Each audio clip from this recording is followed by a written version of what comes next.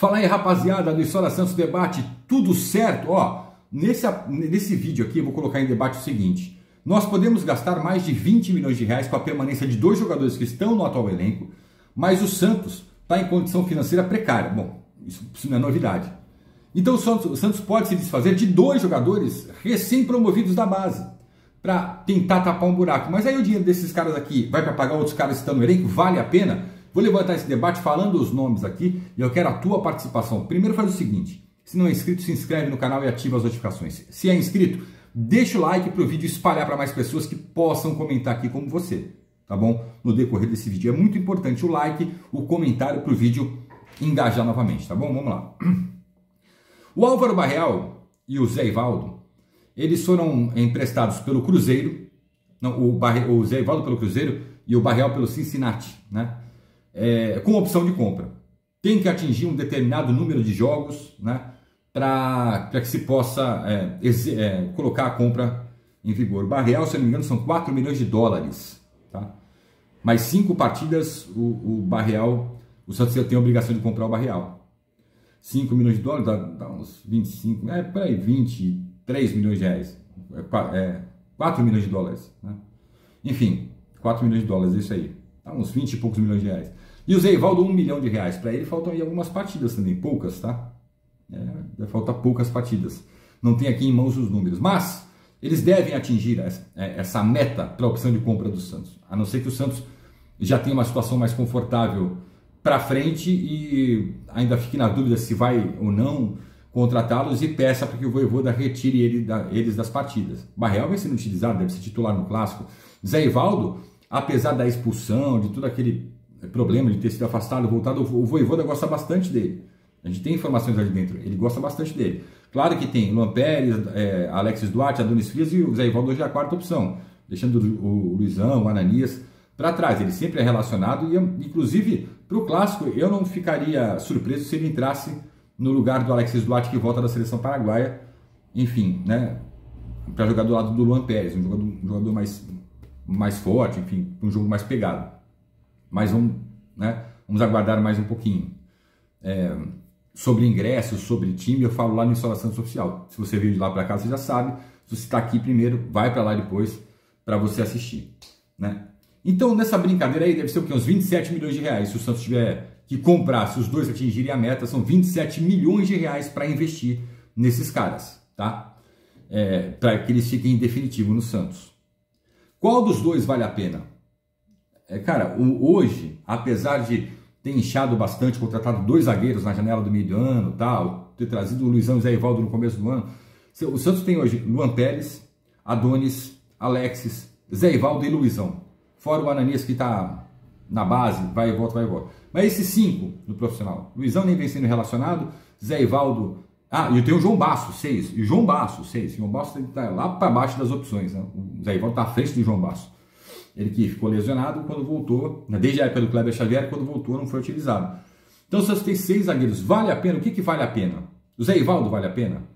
Comenta aqui embaixo, é um debate. A minha opinião, cara, é um zagueiro que joga firme, joga duro, mas o que eu vou falar, assim, no sentido figurado, é muito bipolar em campo. Tem hora que o cara, nossa, só bola, joga duro, mas na bola tal, ajuda pra caramba. Tem hora que ele senta o sarrafo sem dó, parece que dá um brancão no cara, um apagão no cara.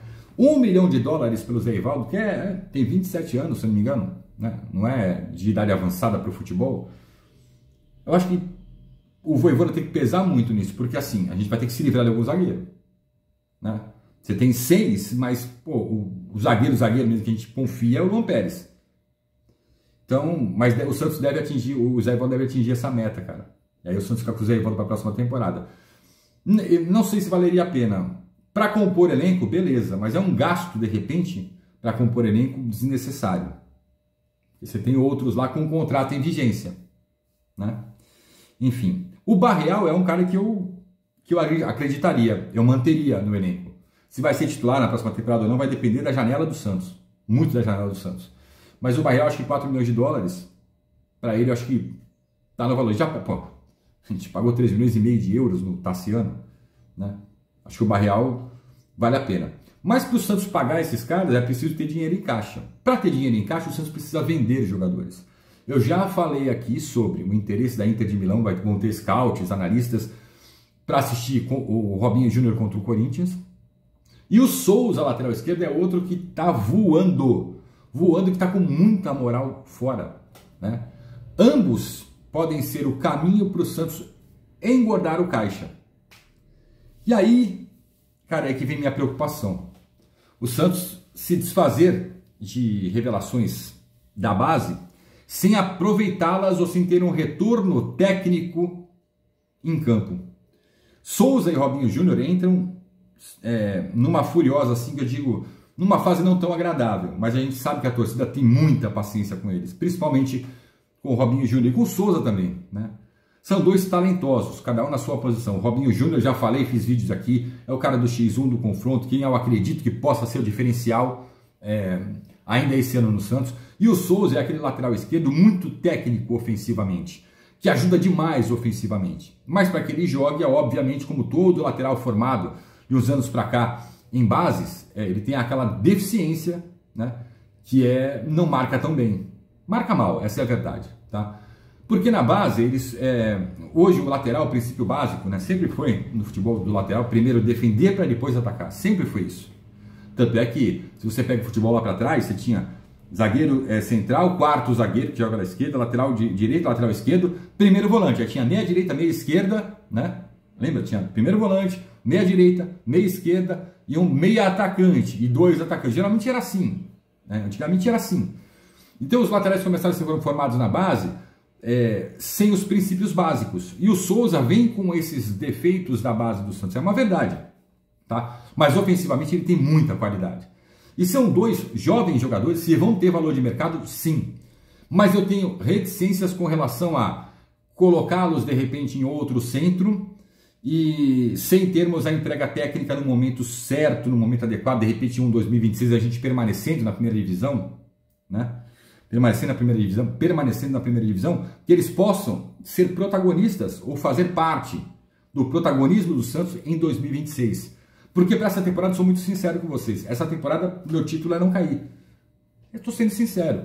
Mas para o ano que vem, eu crio uma esperança de ver um Santos de repente mais renovado, mais ousado, mais bem montado, né?